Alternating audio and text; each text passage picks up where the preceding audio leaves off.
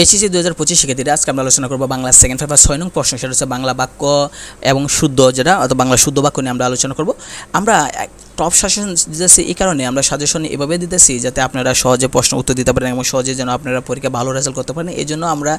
আপ্রাণ চেষ্টা করতেছি। তো আমাদের চ্যানেলটা অবশ্যই সাবস্ক্রাইব করে রাখবেন এবং আমাদের চ্যানেলটাকে সাবস্ক্রাইব করবেন এই কারণে, কারণ আমরা পরীক্ষা সংক্রান্ত আপডেট দিব এবং সাথে আমরা সাজেশন দিব এবং পরীক্ষার পরবর্তীতে আমরা অ্যাডমিশন টেস্টের জন্য সকল ধরনের আপডেট এবং ভিডিও আপনারা পাবেন পরীক্ষার পরবর্তীতে অ্যাডমিশন টেস্টের প্রস্তুতির জন্য। তো আমরা যদি খেয়াল করে দেখি বাংলা সেকেন্ড পেপার মানে 6 নং প্রশ্ন যেটা, সেটা হচ্ছে বাংলা 6 নং প্রশ্নে দুইটা মানে প্রশ্ন আসবে, যে কোনো একটা দিতে হবে, অথবা আসে যে একটা প্রশ্ন আসে যে কোনো 5টি বাক্য শুদ্ধ করে লেখো, অথবা আরেকটা আসে যে কোনো মানে একটা অনুচ্ছেদ দেওয়া থাকে যে অনুচ্ছেদটা শুদ্ধ করে লেখার জন্য। তো আমরা যে কোনো একটা শিখলেই চলে, তবে আমরা দুইটাই দেখবো, কেন দুইটা সাজেশন দেওয়া আছে, অর্থাৎ শুদ্ধ এবং অশুদ্ধ রূপ। অর্থাৎ একটা অশুদ্ধ বাক্য দেবো, যেমন সব ছাত্ররা উপস্থিত আছে, এটা অশুদ্ধ, বলবো এটাকে শুদ্ধ করে লেখার জন্য, তো সব ছাত্র উপস্থিত আছে অথবা ছাত্ররা উপস্থিত আছে। তো এখানে শুদ্ধ অশুদ্ধ যেটা, সেটা হচ্ছে যে 5টা বাক্য দিতে হবে, সেটা হচ্ছে একটা, অথবা একটা প্যাসেজ দেওয়া থাকবো, একটা অনুচ্ছেদ দেওয়া থাকবে, এই অনুচ্ছেদটাকে শুদ্ধ করে লিখতে হবে, যে কোনো একটা উত্তর দিতে হবে। তো আমরা মনে করি যে এখানে যে সাজেশনগুলো দেওয়া আছে, টপ সাজেশন দেওয়া আছে বিভিন্ন পরীক্ষা থেকে আসা, বিগত সালে প্রশ্নগুলো দেখা যায় রিপিট আসে, রিপিট এবং বিভিন্ন দেখা যায় যে টেস্টের প্রশ্ন বা কলেজগুলোতে যে প্রশ্ন, এগুলো রিপিট আসে।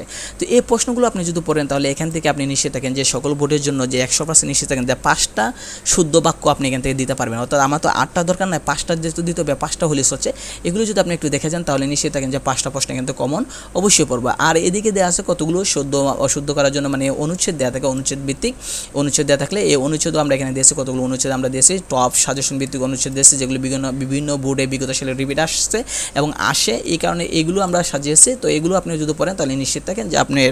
যে 6 নং প্রশ্নটা যেটা আছে বাক্য মানে শুদ্ধ অশুদ্ধ করে লেখা, এটা নিয়ে আপনার কোনো টেনশন করা লাগবে না। তো আমাদের চ্যানেলটা সাবস্ক্রাইব করে রাখবেন এই কারণে যে আমরা পরীক্ষা সংক্রান্ত আপডেটের পাশাপাশি আপনার যে সাজেশনের পাশাপাশি আমরা অ্যাডমিশন টেস্টের জন্য, অর্থাৎ মানবিক বিভাগ থেকে অ্যাডমিশন টেস্টের জন্য প্রস্তুতির জন্য আমরা কাজ করে থাকি।